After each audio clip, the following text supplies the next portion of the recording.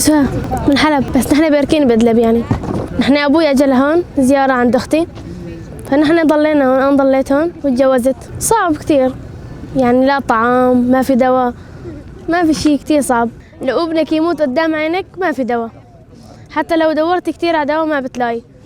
يعني لو انه انت خلص انه ما بقى تتحملي بتبعتي ابنك على الدكتور، بيروح بيشوف الدكتور وبيقول لك بس ما في دواء. يعني نفس الشيء، يعني كتير اطفال ماتت من الجوع ومن المرض. يعني اكيد يعني انه اول شيء اعطوني دواء لابني، بعدين هون الوضع احسن من جوا، يعني اكل شرب دواء، ايه يعني كل شيء معاملة احسن، يعني ممتازة. أما أنا كال باغوزن أم جل سيفيلانة أم جبو رزقار كناز سيفيلان إنه يعني دبن ناف دستي شتا دبون يعني بر ظلم لوان ذكر برواني شاندن يعني بيتاني نأز هفالي من قصد يبقى ويبقى يعني من قشتر دل فيدرانة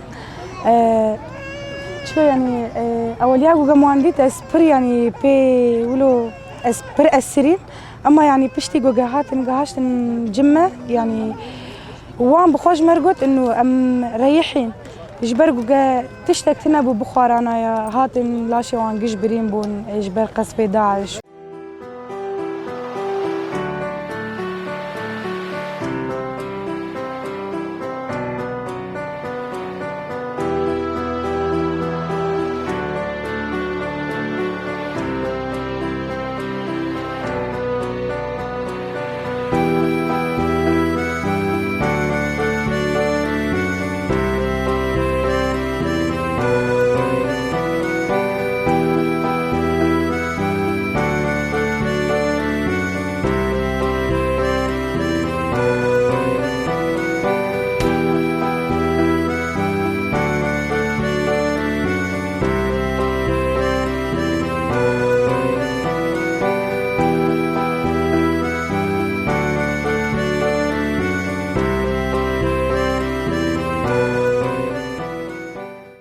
الشعبان من حلب مريف.